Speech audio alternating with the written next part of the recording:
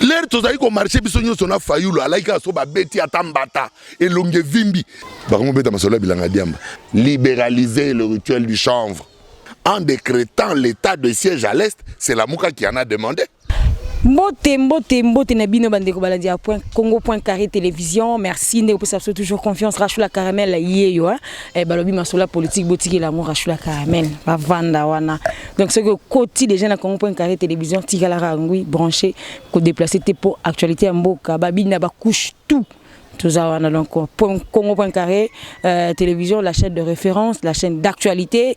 Yaye Moko, le boss Jean-Luc Moko, que je dis bonjour ici à Dalina France. Merci d'Issou na bande gognon, ça va passer avec confiance Rachula Caramel. Ba oyo ba soutenir kanga, na msala nga oyo na Congo.carré télévision. Mon vieux Roger le combattant depuis France, na Paris. Bon qui sont ce côté on peut s'abonner vraiment.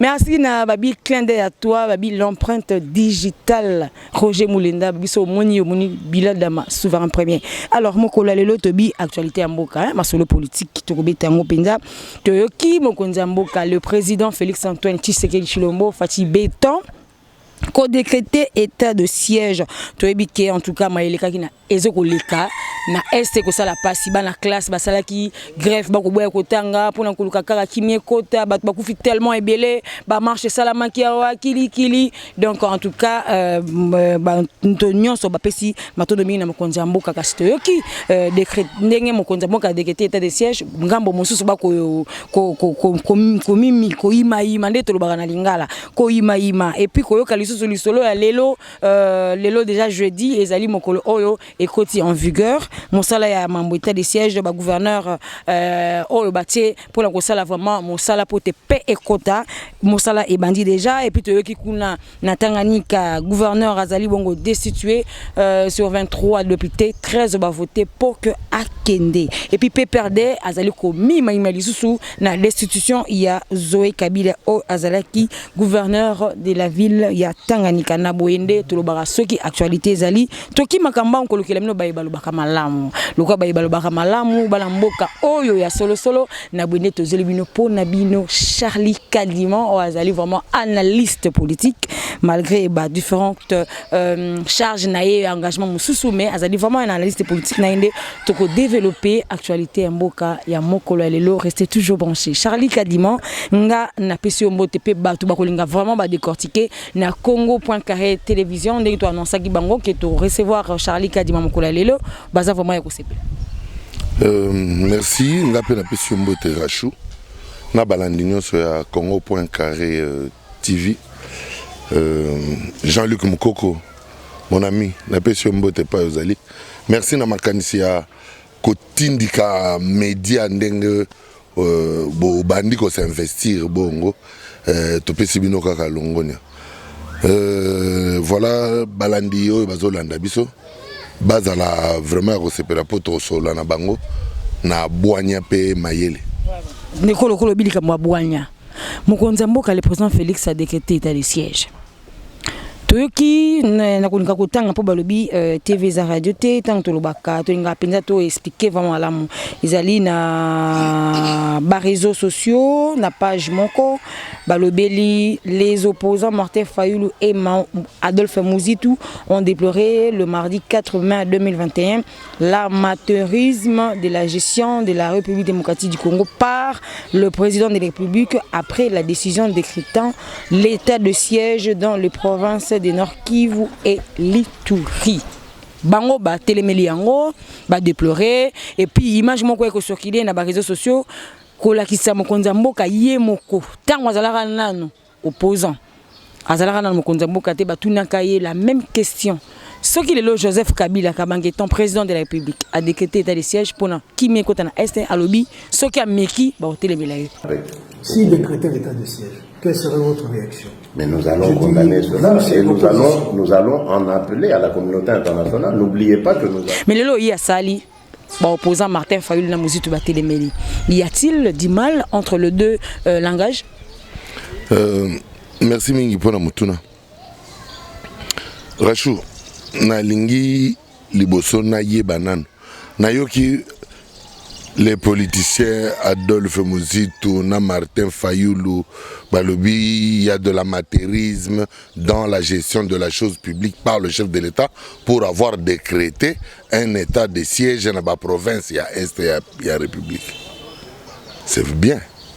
Et ça analyse, on peut un point de vue. Mais il y a tout qui marché, la Mouka organisée qui marche. Martin Fayoulou lati bilamba ya pembe bazo senga ya kota namoni batu mususu kutu balati ba kazaka na ba costume ba marche ipone raison na bango ya marche ezalaki pour l'insécurité à l'est de la République ne raison oyo bango batenaki informer autorité ya ville yango wana moye ba epekisa bango marche wana ya lakite parce que la Mouka zalaki effectivement kobunda pour l'intérêt supérieur de la nation. Donc le gouverneur de la ville ne s'y est pas opposé. Mais lorsque comme kokende namba dérapage naba makelele ko bamba mabanga banini, la police doit réglementer la circulation. Ce qui est comme troubler l'ordre public, il doit disperser parce que en dehors de vous qui marchez ba oui ba okende musala bazali ba oui ba okende classe bazali ba oui ba okende wenze bazali donc marche na bino ekoki ko troubler ordre public te voilà la raison pour laquelle ba dispersa ka marche mais l'air bazali ko revendiquer est-ce que oyo bazali ko revendiquer ezala qui fondé oui ou non bien fondé. Je crois que le président de la République, en décrétant l'état de siège à l'Est, c'est la Mouka qui en a demandé. Il n'en a pas voulu avant d'arriver aujourd'hui. Je veux maintenant vous expliquer. Dans le Binano, s'il décrète un état de siège à l'est de la République, c'est sur demande de la Mouka. Okay. Donc, Fayoulou na Muzitu, bako lobande, bazo lobate. Bango tu va organiser marche na balabala. Ou alors ils étaient là, bazali na biso na opposition. Bazo tambola na biso basa na biso ba marche, mais baye bakate que marche zaka na raison. Oyo basale la. Yango tozolo babate belé, il faut ba yekola opposition. D'ailleurs, ba marchaka na costume te na sapatu ya talon na makolo. Biso zako marcher na nyau, na mbati ya jean, na sengle ou bien na t-shirt. Soku to tchenga maboko na dindika na sengle, na tikelu elamba na maboko ngawana na ki. Na nyau, pantoufle ya nyau. Bino tozo mona bodo tam. Batu boni bakufi, ba marchakiti. Omoni oyoki mutu akufi. Non. Mais va déplorer. Ok, bah que plainte contre le commissariat provincial général Kassongo pour que les lois batum sous liste le ngwe mutu. S'il te plaît. Bon, les dérapages, c'est vrai qu'il y en a eu. Bah publier on a réseaux sociaux te point. Non, bien j'ai les gars. En tout cas, on a mon monté. Non, c'est que le monité aux amtés ma bêche. En tout cas, on m'a na episode. C'est que le monité aux amtés. Po yoza mutema malamu otinde la kaka ngai l'air tozali ko marché biso nyonso na Fayoulou alaika so ba beti atambata elonge vimbi e ko tambola monde entier Fayoulou penza ba beti batu ba vimbi si bango boni boyeko oui na lobby na ko kima l'air ozo kimo ko yo bukanti elingolo bani ba so police beti oli bendela makolo ou bien non na lingi na loba nanu ke la police, la même police qui réprimait nos marches en ce temps, c'est la même police qui a réprimé la marche de la Mouka. Mais la police qui est sous l'état des droits. Donc les gens qui ont l'état des droits, ça la police a respecter la vie humaine. Ok? A respecter le droit de l'homme. Donc l'état des droits est en marche. Donc vous avez difficile à comprendre ça. Et lorsque vous avez marché, vous avez demandé au chef de l'État de s'occuper de l'insécurité de l'Est du pays. Et aujourd'hui, c'est vous qui déplorez l'état de siège. Fayoulou Muzitu. Regardez-nous dans les yeux. Regardons-nous dans les yeux. Êtes-vous complice? Si vous êtes complice à ce qui est à l'Est, dites-le nous, que l'on le sache. Allez. Ça veut dire quoi? Le président Félix Antoine Tshisekedi ne va pas être aujourd'hui élu président. Alors, les vidéos sont là. Je demanderai à Darli Moukoko, s'il te plaît, cette vidéo parce qu'il dit Martin Fayoulou et puis Muzitu. Et pourtant, le président a dit. Le chef de l'État, Félix Antoine Tshisekedi Tshilombo, avec tous mes hommages les plus différents, à Loba, avant comme président de la République, à Lobi, ceux qui va décréter état de siège na président honoraire Kabila, totelema. Oui, il fallait totelema. Pourquoi? Parce que quand on a vidéo, on a besoin de cas. Avant ça, il le dit. Le commanditaire de la guerre de l'Est. On le connaît. Guerre, il y a Est et Bandini. Et Bandini en 1994. Félix a eu le pouvoir. Kabila a le pouvoir, c'est mon... Mais mon bout de le pouvoir. Kabila a eu le moulongo, il y a eu Afdel. Ou bien, c'est une histoire. Kabila Joseph était dans le fil de l'Afdel. Musée Laurent Désiré Kabila Liboso, hier Kabila na kati ya mulongo na sima, le roi soda, commandant Joseph. Baye biet. OK? Ayawa chef d'état-major force terrestre. Azaki na mulongo, bangonde baya na guerre. Mais ti tata na yes akufi. Ye akwazu bokonzi. Ti lelo abimi guerre silita. Agoro silisangote. Le chef de l'État, Félix Antoine Tshisekedi Tshilombo, voulait tout simplement faire comprendre à l'opinion Soko Fayulu na muzito bayoka ki malamute bayoka ngai Charlie Kadima nazo limbole la bango. On ne peut pas être à la fois pyromane, arrimer le feu dans la brousse et appartenir à l'équipe de sapeurs-pompiers pour dire nous décrétons un état de siège parce que nous devons restaurer l'État, l'autorité de l'État dans telle province, dans telle province. Non. Ce qui a Zagoloba, bota la vidéo au chef de l'État Zoloba Lobi, yende mutazako entretenir guerre, yé mutazako sala ke evanda. Mais à kokaki ko sala te ke evanda, sala boye, bon ngoya ko yebse ke a décrété état de droit. Donc Kabila ne pouvait pas, parce que c'était ça, c'est que lui voulait avoir comme stratégie. Pour dire quoi? Entretenir. Bah accuser bango combien de fois bah qui remettre bah arme na beni. Au moins en yonde. Bah tu as beni bah fundi bah lobi. Bah tout tel bah yakiawa. Bah pesi bah tous. Songo excusez-moi. Songo lo minduki. Bah pesi bah tous songo lo bah masasi. Bah soldats sur place bah zo témoigner. En parlant des soldats. C'est là. Na l'air bah zo témoigner ndenge wana. Masasi wana somami na mbongo ya l'État. Mbongo wana ezali mbongo ya ba mama wana bafutaka na mwa paku na bango ya muke na bilanga basaka ya matembele. Me bazwi minduki wana na masasi wana bapesi yango lisusu ba oyo bazali kosala ki insécurité régner na mboka po kaka bango bana besoin kotimolaka or na bango. Bakataka batu ba machette ba découper batu muso bazolela kuna balobi o toza ba nyama ya koboma te. Mais oyo bino bozali koboma loko ba ntaba. Bagi banane, banyama na bino. Ba vidéo etamboli awa, ba décapité ba bimisi ba bébé na kati ya ba mambumu ya mama. Ba tuti bana na ba maboka. Ba oyo bo tutaki na ba maboka pondu na bino. Ba oyo ba komi kokufa lelo, bo komi koloba ono, otozo boya génocide ya mibale. Oyo bino bo sali le nombre de personnes qui sont mortes en République démocratique du Congo, les personnes mortes en République démocratique du Congo, lelo 6 millions de personnes. Quel génocide on a connu? Même il y a Cambodge. OK? Même il y a Dolobani. Lelo yo ba décréter état de siège. Oui. Ngala solo lina auto solo dernièrement il y a 2 semaines na un jeune aza mutu ya Ituri na bo otanga komona ye parce que aza pe na famille abato bazaka na ba autorité kuna Ituri alobi nanga alobi vie po eloko wana zonga na Ituri calme zonga na Ituri il faut que l'État a faire sentir autorité na ye. Et la manière dont l'État doit faire sentir son autorité c'est quoi? Hein?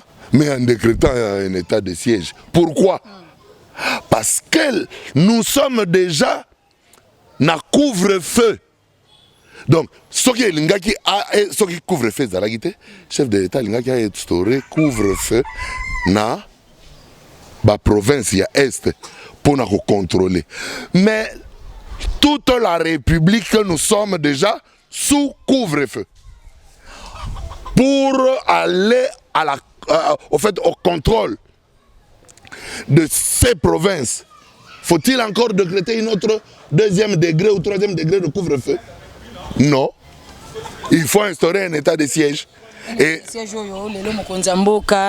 le président Félix Antoine Tshisekedi Tshilombo a nommé gouverneur militaire qui na moko na bango azalaki ex ancien rebelle biku tazaki sope muto ya MLC problème est bosalaka ancien rebelle to yokanako brassage Félix mutasalaka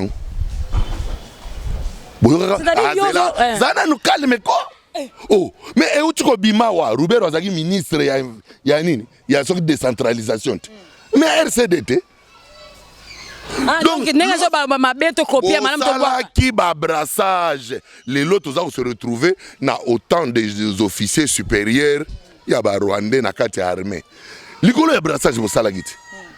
OK? Maintenant lorsque bateau officier azali na fonction T a comme à dispo état-major. Est-ce que vous comprenez? Un officier qui n'est pas en fonction ou un militaire qui n'est pas en fonction, ce militaire-là est dispo état-major. C'est-à-dire qu'il est à la disposition de l'état-major général et l'état-major général pourra se servir de lui à tout moment où lui veut se servir. Puisque Bazali Awad, à longue en fonction, mais à longue soldat, atikali kaka colonel, atikali kaka général. Azo futa makaka na mbongo ya l'état. Sikoyo.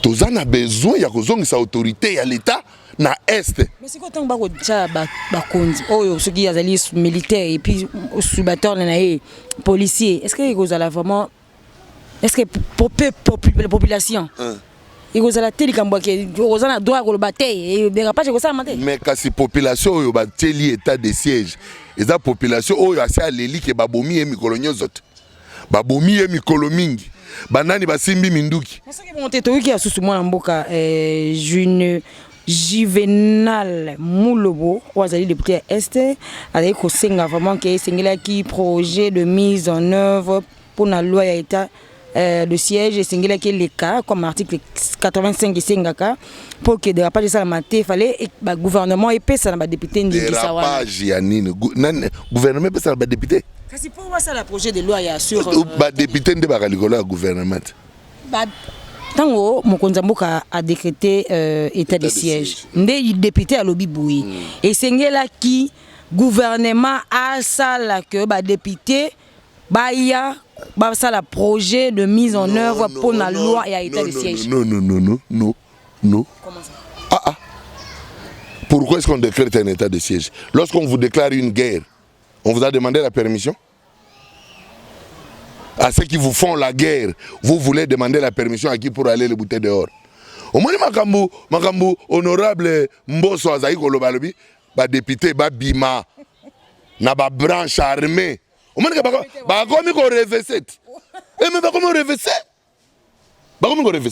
député wana député depuis kala. Aza député à est. Abandi yango lelo te aza député depuis kala. Pona nini a déplorer la guerre na STT a proposer na loi wana na parlement te po ba pesa ngo gouvernement exécuter pour.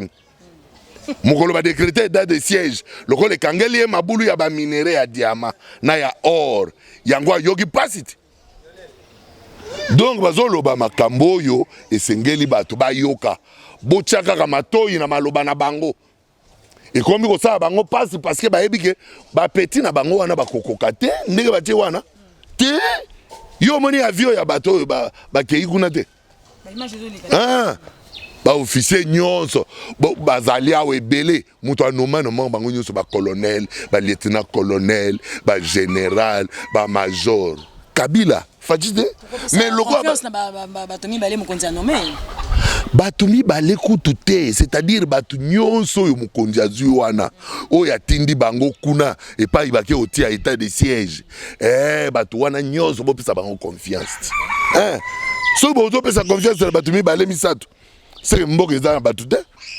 Il faut faire confiance au chef de l'État pour que le chef de l'État arrive à matérialiser sa vision.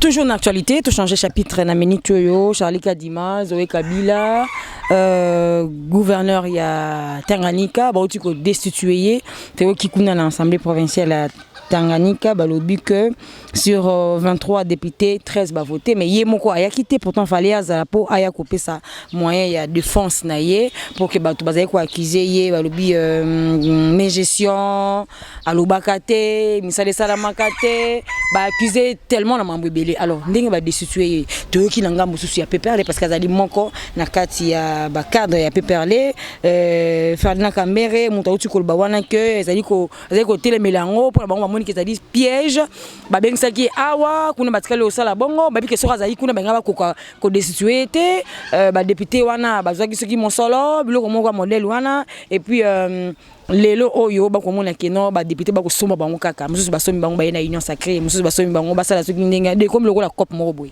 bato bazali kosomba bato eza bango ba oyo bazali kosomba ba député eza bango biso somba député député bongo yo prévôt yo zo ba biso somba ba député somba ki ba na combien na kambe nda lobinga somba ki na combien kasi alobati yeka zongisela eponga na ibina ngape yete na kuta na ete na ibiete zongisela ka yeba na Ferdinand Kambere to somba ba député na combien bango mutu bazali kosomba ba député biso somba ba député te soki bango ba yebi ndenge nini batekaka ba député na prix ya kotekela ba député nous ne savons pas comment lo po janini mabunda abima akende tokaki mwa misolo tambolaki na ba contre mira na ba couloir tambolaki boy lelo zoe finalement babulimbo sala nini na PPRD bulimbo sala nini kana nanu kutu balongolaki janine mabunda te population ya Tanganyika etambola contre zoe mona te et puis après tout le monde se ba komisa ki ba jeune akuna ba s'il te plaît zong tout le monde ba jeune bongo awa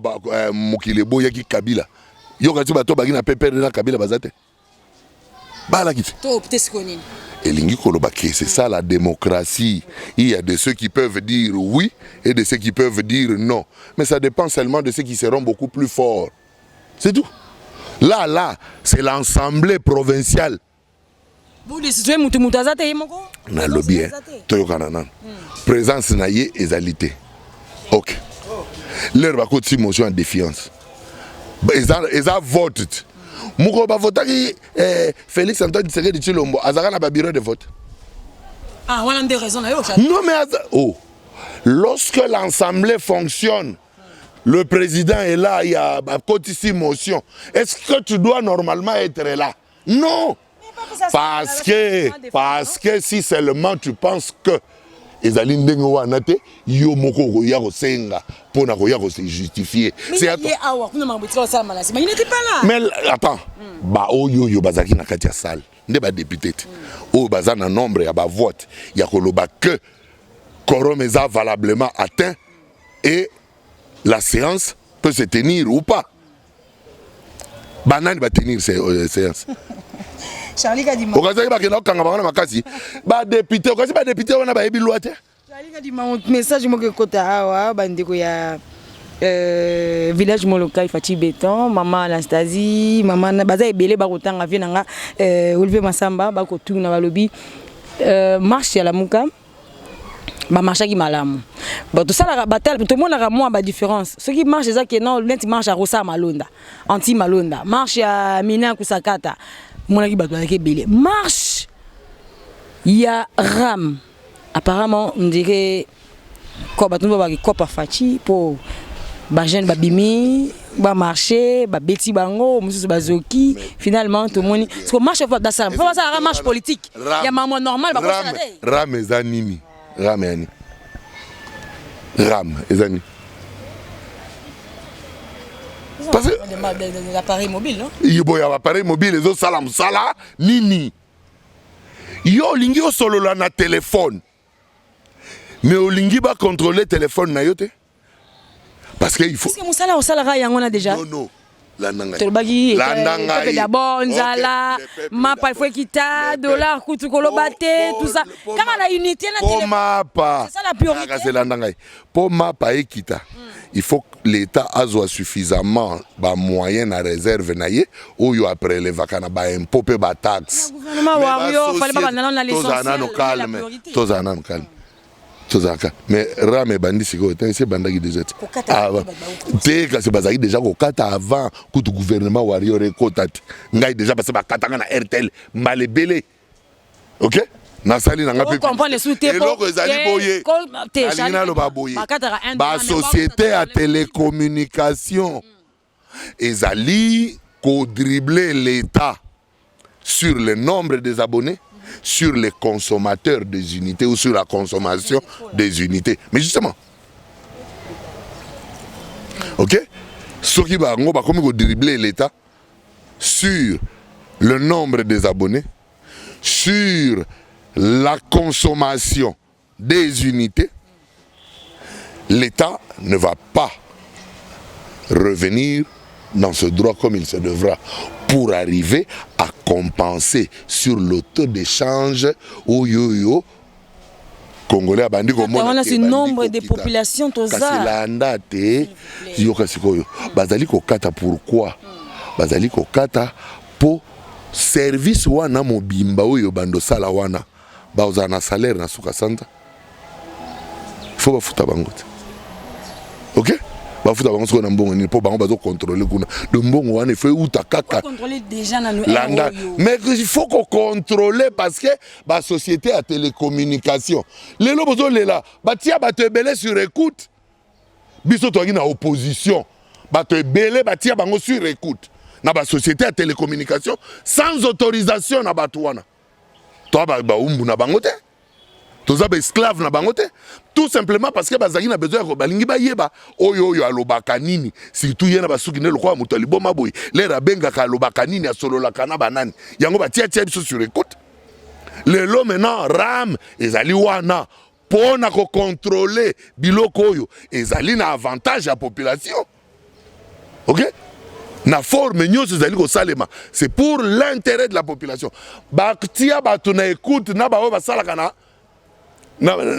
OEC kaka na OEC mais batia bango na ba écoute batiaki bango na ba écoute ponani bakomaki ba actionnaire majoritaire na ba société à télécommunication pour contrôler bazaki na télécell awat mais l'air ba société mususu s'est créé baluki ndenge nini ya kosomba ba action bakoma ba actionnaire majoritaire pour ba imposer modèle ya fonctionnement pour contrôler la est-ce que va jouer ba ko déplorer au moni et loko la RAM et oui ils ont un service au couper ça bande ko balandi ils allaient vraiment monter pour la population mais campagne salamité parce qu'il fallait pas vulgariser yango et fait qu'on vend nango na ba écran biso ba journaliste ba to batela na TV mutu azana fin fond ayebi utilité nango te akomi lo belanini on n'a pas eu les lots ah ben justement mais pour non bazolo ba dictature nanu to si Covid te ata to lo bangada nde to lo bawa tous les médias du monde ne sont que tournés vers Covid-19 ok si Covid-19 bazo lobela bazo continuer ko lobela yango tilelo et couvrir ba médias nyonso et kangi ba réseaux sociaux nyonso boza sur penza que soki ba bandiko mais soko lingi tala ba sport moko ya ba sai na ba esobe na ba nani bazo leka bazana na place des évolués kutu na moni sport dans zawan ya ramt et banda les réseaux sociaux dans les réseaux sociaux les réseaux sociaux s'il vous plaît or bolingi bato nyonso ba le lawana ezaka ko ba na ba téléphone ya modèle à réseaux sociaux ba ko le lawana po ba mbongo ya ba unité ya ba méga te est-ce que bat ba condamner le mende les lobby les lobby ba ko condamner Kibasa mutu ya petanti non mais est-ce que ba ko condamner mende sur quoi ba ko condamner mende te parce que atia kiram bazali ko loba ko kata connexion bakati bino connexion te balobi boye lokola ozali ko utiliser téléphone oyo ezali na nini ya Android oyo esengeli ko se connecter na ba réseau 4G il faut ba contrôler RAM a contrôle azwa moyen ko contrôler ba société nyonso ya télécommunication auquel vous êtes abonné. Parce que la société est belée à télécommunication et tia bato à l'écoute même ba oyo ba sa kaka madesu na wenze. Vous comprenez? Hein? Et les lois so bazo ebisa bango ba lobi otozana 1 million d'abonnés nzoka na 10 millions. Moyen futa taxe nyonso ezate. Soki ba consommer unité azali ko koka ko yebisa bato nombre exact ya unité o ezali consommer te. Donc RAM il faut aya Et si le rame, il faut s'asseoir pour akota yo atia yo parmi bateau yo yé abanda contrôler le répertoire. Il faut au kota pour kota na internet. Il faut foutre unité au transformer en mégat, ne consommer pour utiliser. C'est pour que le RAM puisse fonctionner avec toi ou que tu puisses fonctionner avec RAM. Les lots na RAM par exemple, so ba ibio chombo na yo, il suffit qu'à garder carton. Bon. Basali marche, n'a pas ça on a une autorisation basa la marche. Des problèmes. Quand vous voulez marcher, qui vous autorise? Si je veux l'autoriser, il faut informer. On informe, mais là, c'est dans le cadre, il y a ma société, il y a ma privé. Vous devez obtenir l'autorisation pour les partis politiques pour des raisons. C'est privé ou c'est l'État? RAM ou celui qui gère, c'est qui? C'est la patente, non? Est-ce que vous avez noté qui banani? Ok, d'accord. Les jeunes citoyens. Oh, donc, c'est-à-dire les jeunes citoyens pour lesquels on est en train de prendre la protection par l'État. Est-ce qu'ils comprennent ce qu'ils font? Ou ils ont été incités par les gens? J'ouvre grandement les yeux, je te regarde. Na où tu veux expliquer le fonctionnement à RAM. Ils allaient prendre intérêt à la population. Tout, ils allaient y la population. Parce que RAM est à Vodacom, RAM est à RTL, RAM est à Orange, RAM est à Fricel, RAM est à l'État. C'est pour contrôler ce réseau-là. Vous voulez qu'il... Attends. Moi, c'était pas encore le temps. Non, attends, finalement, pour tout, ce n'est pas le temps. Ramaya, ce n'est pas l'État. État de siège, ce n'est pas l'État. Ou c'est même quoi? C'est d'abord le ventre. Le ventre, hein? Ah, le ventre, au moins, oui, parce que na lobaka na yoboye état d'urgence sanitaire, où il va décréter le monde entier. Et comme la crise économique, puis comme la crise alimentaire. Okay. Ah, donc vous avez bien été. Congo a produit Zakate, Nathan Kabila, tu as stock, il y a réserve, il y a l'eau, wapi. Et alors, Malembe. Donc tu as une réserve. Donc, biloko nyonso yo tozaki nango, ezali ko utalibanda na répondre yo za calme. Biloko nyonso yo tozaki nango ezali ko utalibanda, tozaki ko importer. Siko mboko yo bozaki pe ko importer nango pe bango ba connaître même situation ya Covid. Donc et pas ba ko pesa bino 100 sacs ya loso. Ba pesa bino sous 100. Ata yo moko ba pesa bino sous 100 sacs, ba pesa bino 10 sacs.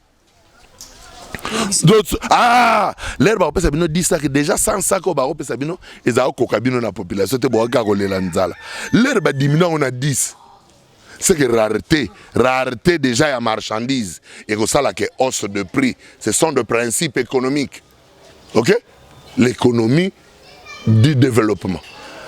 La rareté maintenant de 100 sacs à 10 sacs, les 90 sacs rareté à ça que commerçant a reçu marchandise na 10 sacs en matza prix parce qu'il y a biké il y a qui 100 dengue y a raté il y a 10 là maintenant mutaza mutema mabe et ça commerçant to l'état ah ndé loko sengeli boye ba comprendre parce que ce qui est pas 100 to ko ben 100 sacs na Chine n'est pas besoin 100 sacs Covid pesa kunat ba pe bino sous 100 sacs te po ba pe ba sali bilanga te pendant temps au bozaki na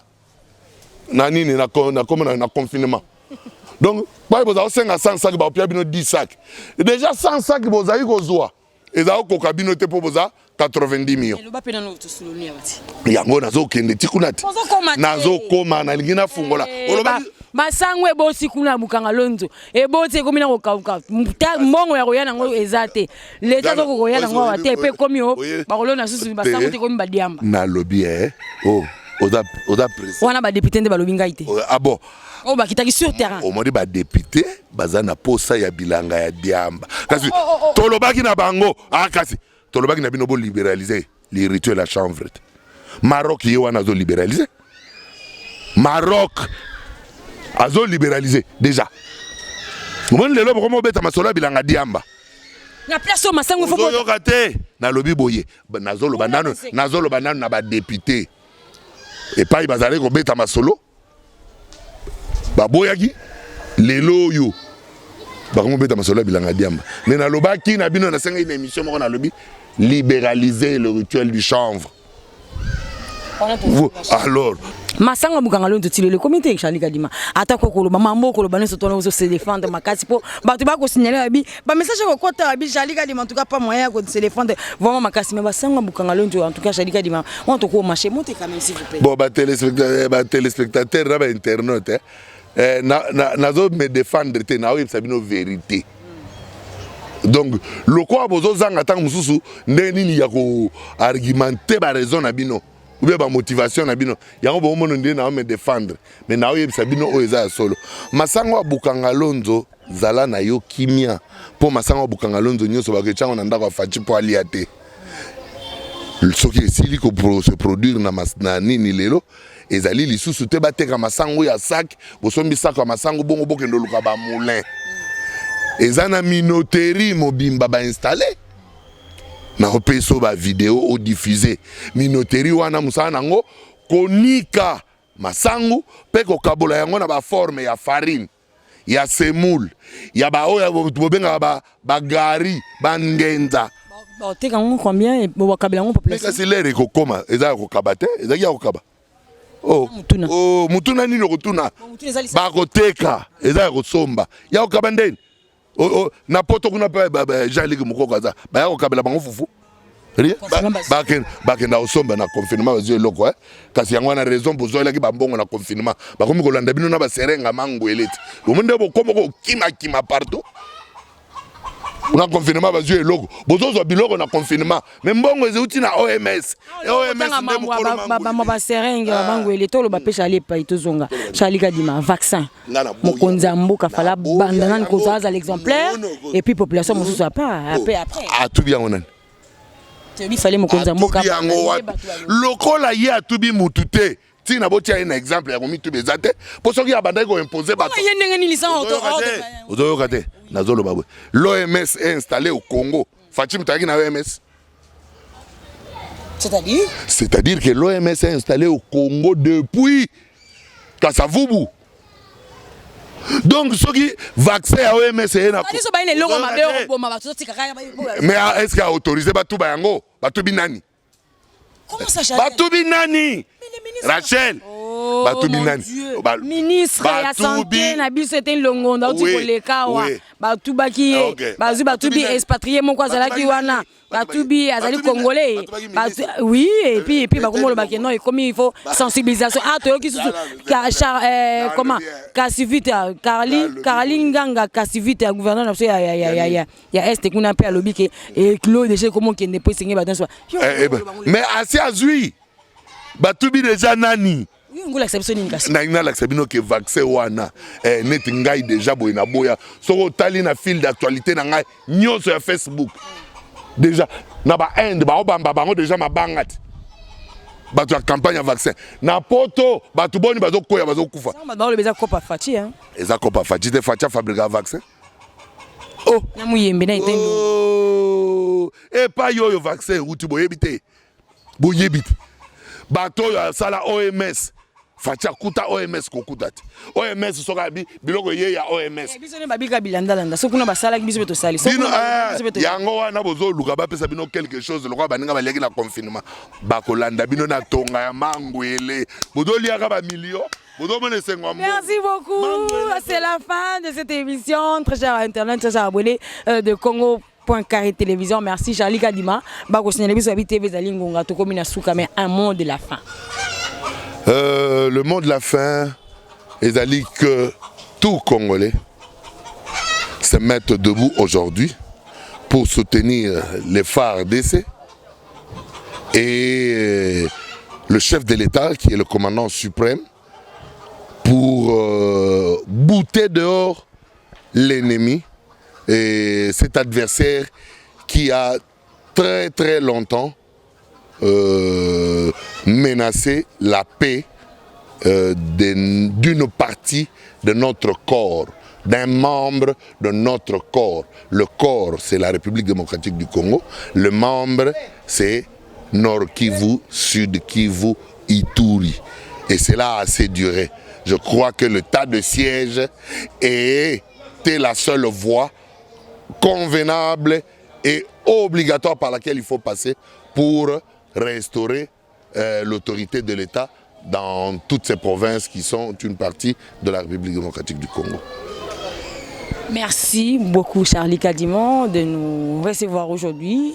Plateau est Congo.carré télévision, ils sont qui vraiment laissent mon cas pour partager actualité en Bokanayo. Et puis merci Nabino Baïbolanda qui sont depuis Bandelipe Tokomina Souka partout dans le monde Escaboyali.